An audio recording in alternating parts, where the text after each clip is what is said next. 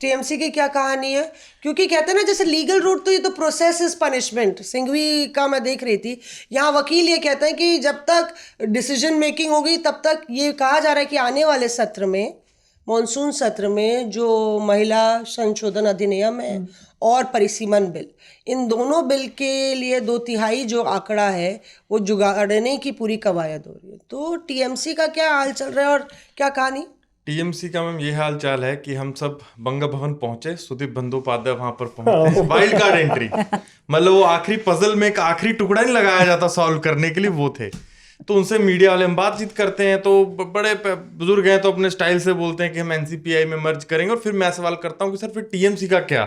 अब तो टीएमसी में बोल रहे थे जाने के लिए, कहते वो हम नहीं छोड़ेंगे, वो हमारा हक है, हम उसकी लड़ाई सुप्रीम कोर्ट में भी लड़ेंगे और पार्लियामेंट में भी हम उसकी लड़ेंगे। तो उन्होंने साफ कर दिया कि फ्यूचर में वो क्लेम करेगा, जो बागी गुट है 20 एमपीज का, वो क्लेम जरूर करेगा।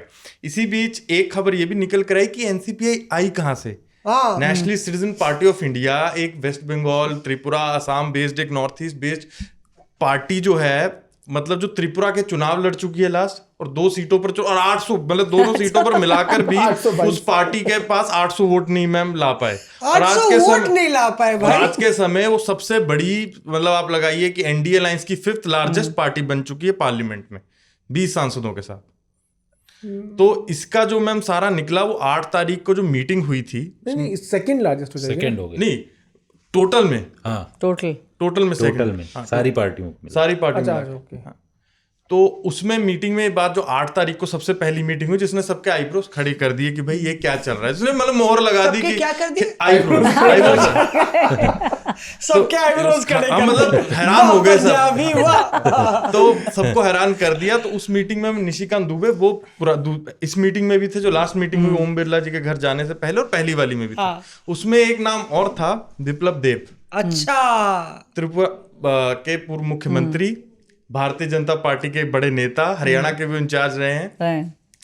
तो वहां से एनसीपीआई का आइडिया, जो हमें सूत्रों ने बताया, वहां से निकला है कि अगर कोई लीगल मुश्किल होगी, क्योंकि 10 जून को अभिषेक बनर्जी ने ओम बिरला जी को एक लेटर लिख दिया था कि ये मर्जर पॉसिबल नहीं है, अकॉर्डिंग टू कॉन्स्टिट्यूशन ये सब गलत है। तो कहीं ना कहीं बीजेपी को लगता होगा कि कानूनी दावपेच में हम कहीं फंस ना जाएं, या कहीं ये मामला सुप्रीम कोर्ट में लग के लंबा ना चल जाए। तो एकदम जो प्लान बी मेरे हिसाब से एनसीपीआई था, वो कार्ड इस्तेमाल किया गया। और जो हमें बताया गया सूत्रों वाले कि ये सारा आइडिया बिप्लब देब का था, वहां पर जो 8 तारीख को मीटिंग में मौजूद थे। लेकिन ये जो स्थिति हुई है मौसम मैम, इस स्थिति में पार्लियामेंट पे कितना असर पड़ेगा? मतलब आप सोचिए कि पूरा सिस्टम ही पूरा वो जज्बात बदल गए, हालात बदल गए वाली स्थिति हो जाएगी।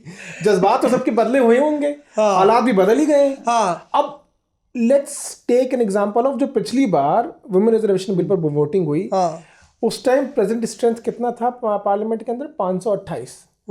2/3 मेजोरिटी कितना था? 352। तो अगर हम इसी को एग्जांपल ले लें और 528 प्रेजेंट स्ट्रेंथ का अगर 2/3 मेजोरिटी निकालें तो वो बनता है 352, 352। पिछली बार एनडीए को वोट मिले थे 298, जो उनकी करंट स्ट्रेंथ है 293 प्लस 1 इंडिपेंडेंट, 4 वाइस आरसीपी, 5 हो गए, यानी टोटल मिला के 298। अब इसी टोटल स्ट्रेंथ पर अगर दोबारा वोटिंग होती है तो आप सोचिए एनडीए के पास कितने नंबर होने वाले? 298 plus 20 TMC plus 22 DMK, which means the number will exceed to 340। 340 यहीं पर आ जाएंगे। कितने बचे? 12। 6 यूबीटी वाले, और हो सकता है मैं गलत भी हूं, लेकिन जो मुझे पता है सूत्रों से, एनसीपी शरद पवार के सांसद भी इस बार साथ आएंगे। शरद पवार की पार्टी के जो सांसद है, कितने सांसद है? 8 सांसद है। और अगर उनमें टूट होती है तो उनके 2/3 भी 5 के आसपास हो जाएंगे। आप बड़ी बात कह रहे हैं कि एनसीपी शरद पवार के सांसद जी टूट सकते हैं, बिल्कुल टूट सकते हैं, बिल्कुल। जिस तरह की स्थिति इस वक्त है, और वो बातचीत पिछले काफी लंबे समय से चल भी रही है। ठीक, अब इनके सांसद अगर आते हैं तो आपको बस कितने नंबर और चाहिए? आपको 340 plus 6 UBT, 346। You are left with only 6 more votes.